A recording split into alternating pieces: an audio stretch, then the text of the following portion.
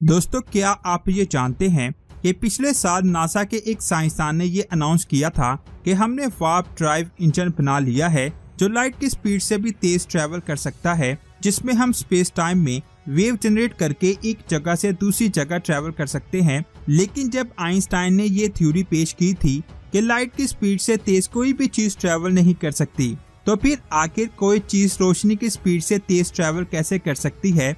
और ये बात आप जान लें कि रिलेटिविटी का कॉन्सेप्ट देने के बाद आइंस्टाइन ने खुद लाइट की स्पीड से तेज ट्रैवल करने का तरीका ढूंढ लिया था।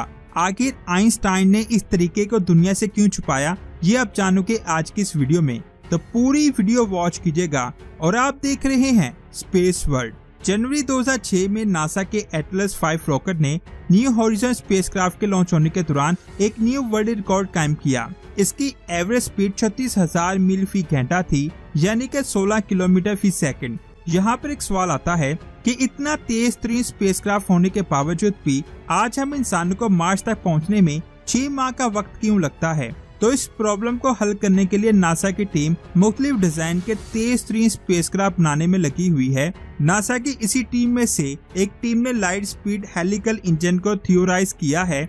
नासा का सबसे बड़ा मिशन लाइट की स्पीड से ट्रैवल करके दूसरे सितारों पर जाना है, और इसके लिए उन्होंने 1994 में पब्लिश होने वाले एक आर्टिकल का सहारा लिया। एक दिन अचानक से इस साइंसदान के जहन में ये सवाल आया कि आखिर हमारी कायनात की सबसे तेज तरीन चीज कौन सी है। और इतने में उसके जहन में ये सवाल भी आया कि आइंस्टाइन पहले ये प्रूव कर चुके थे कि लाइट की स्पीड से भी तेज ट्रैवल किया जा सकता है, और अगर किसी भी मैटर को इसका मुकाबला करना हो तो उसे भी एनर्जी में तब्दील होना पड़ेगा ताकि उसे इनफाइनाइट मोमेंटम मिल सके। अब क्योंकि मिगेल ने आइंस्टाइन की थ्योरी को ही स्टडी किया था, जिसकी वजह से वो इनकी थ्योरी को फॉलो करते थे, लेकिन उनके जहन में ये सवाल भी आता है कि ये वही इंसान है ना जिसने 1935 में अमेरिकन इजराइल साइंसदान के साथ मिलकर वार्म होल को लॉन्ग डिस्टेंस ट्रैवल के लिए स्पेस ब्रिज के तौर पर इस्तेमाल करने की बात की थी। तो आखिर वो इसके बारे में इतना मायूस कैसे हो सकता है।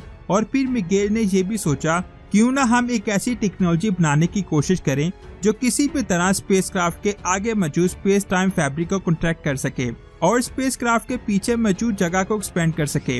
ये बात आप जान लें, बिग बैंग से लेकर अब तक जिस स्पीड के साथ हमारी कायनात 93 बिलियन लाइट ईयर तक एक्सपेंड हुई है, वो भी इस तरफ इशारा कर रही है कि लाइट की स्पीड से तेज ट्रैवल करने का सिर्फ एक ही रास्ता है, और वो ये है कि स्पेस टाइम फैब्रिक को किसी भी तरह मैनिपुलेट किया जाए। लेकिन यहाँ पर एक प्रॉब्लम पेश आती है। स्पेस टाइम फैब्रिक को मैनिपुलेट करने के लिए हमें बहुत ज्यादा वेट की जरूरत होगी, क्योंकि अगर हमें एवरेज साइज के स्पेसक्राफ्ट को पॉइंट ए से पॉइंट बी तक मूव करना हो तो उसके आगे मौजूद स्पेस टाइम फैब्रिक को कॉन्ट्रैक्ट करने के लिए करीब जुपिटर के साइज के ऑब्जेक्ट की जरूरत होगी। लेकिन मुश्किल उस वक्त शुरू होगी जब हमने अपने स्पेसक्राफ्ट के पीछे मौजूद स्पेस टाइम फैब्रिक को ऊपर की तरफ करना होगा, क्योंकि स्पेस टाइम में ये वेव बनाने के लिए जुपिटर के साइज जितने भारी ऑब्जेक्ट की जरूरत होगी, और इस ऑब्जेक्ट का नेगेटिव मास या नेगेटिव एनर्जी में होना बहुत जरूरी है।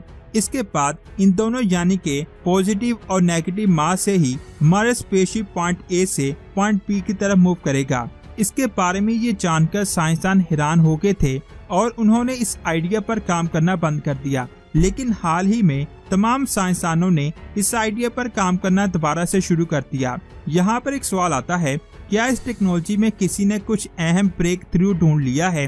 पिछले साल नासा के साइंसदान हार्वर्ड और उनकी टीम ने अचानक से वार्प बबल क्रिएट करने का दावा किया था। असल में जब दो थिन कंडक्टिंग प्लेट्स को वैक्यूम चेंबर में एक दूसरे के नजदीक प्लेस किया जाता है तो वो दोनों प्लेट्स एक दूसरे की तरफ बढ़ने लगती हैं। इस फिनोमिना को कश्मीर इफेक्ट कहते हैं, जिसे हार्वर्ड और उनकी टीम स्टडी कर रही थी। इस कॉन्सेप्ट के मुताबिक लाइट जैसी इलेक्ट्रोमैग्नेटिक वेव जब इन प्लेट्स के दरमियान में से गुजरने की कोशिश करती है तो ये प्लेट्स कुछ ही वेवलेंथ की इलेक्ट्रोमैग्नेटिक वेव्स को अपने अंदर से गुजरने देती है, जिसकी वजह से वेव की डेंसिटी प्लेट्स की आउटसाइड की तरफ बढ़ जाती है, जिसकी वजह से वो इन प्लेट्स को अंदर के लो डेंसिटी रीजन की तरफ पुश करने लगती है। अब क्योंकि ये सारा खेल इलेक्ट्रोमैग्नेटिक एनर्जी का होता है, वो भी माइक्रोस्कोपिक लेवल पर, इससे आप ये समझ सकते हैं कि इस कंसेप्ट को स्टडी करने के लिए कितने ज्यादा डिटेक्टर और सब्र की जरूरत होगी। इसी सब्र के साथ हैरोल्ड और उनकी टीम ने जब भी इन डिटेक्टर्स पर नजर डाली तो उन्हें कुछ ऐसी चीजें नजर आई जो उन्होंने पहले कभी नहीं देखी थी। उन्होंने देखा कि उनके कश्मीर एक्सपेरिमेंट के सेटअप के दरमियान एक ऐसा एनर्जी का डेंस रीजन बन रहा है जो कुछ हद तक वार्प ड्राइव में लगने वाली नेगेटिव एनर्जी या नेगेटिव मास से मिलता जुलता है। यानी अब तमाम साइंसदान ये सोच रहे थे कि नेगेटिव मास जैसी कोई चीज मिलना नामुमकिन है, लेकिन अब उन्हें एक उम्मीद की किरण नजर आ रही है, क्योंकि अब हमारे स्पेसक्राफ्ट के पीछे स्पेस टाइम फैब्रिक को एक्सपेंड करने के लिए नेगेटिव एनर्जी बनाने का तरीका भी मौजूद है। अब हमें उसे इम्प्रूव करना है ताकि हम उसे बड़े स्केल पर प्रोड्यूस कर सकें। लेकिन यहाँ पर एक मुश्किल है। एक साइंसदान का कहना है कि साइंटिफिक फील्ड में सबसे पहला rule you must never fool yourself होता है, क्योंकि साइंस की फील्ड में किसी और को पागल बनाने से ज्यादा इंसान खुद पागल बनता है। मिसाल के तौर पर जब भी आप कोई नई चीज इजाद करते हो तो उस पर आपका बहुत ज्यादा टाइम और एनर्जी लगी होती है, जिसकी वजह से आप अपने एक्सपेरिमेंट को सही साबित करने के लिए अपनी स्टडी के कवानीन को नजरअंदाज करते हो। यानी कि जाने अनजाने में आप खुद ही बेवकूफ बन रहे होते हो। बस यही वजह है कि साइंस की कम्युनिटी में की गई स्टडी को दूसरे साइंसदान स्टडी करते हैं। इस मेथड को पीयर रिव्यू कहते हैं। यहाँ पर एक सवाल आता है, जो दावे हैरोल्ड ने किए हैं क्या उन पर यकीन किया जा सकता है या फिर नहीं? नीचे कमेंट्स करके जरूर बताएं और वीडियो अच्छी लगे तो लाइक करने के साथ साथ इसे आगे भी शेयर करें। मिलते हैं एक और अमेजिंग वीडियो में। अपना बहुत सारा ख्याल रखें। अल्लाह हाफिज।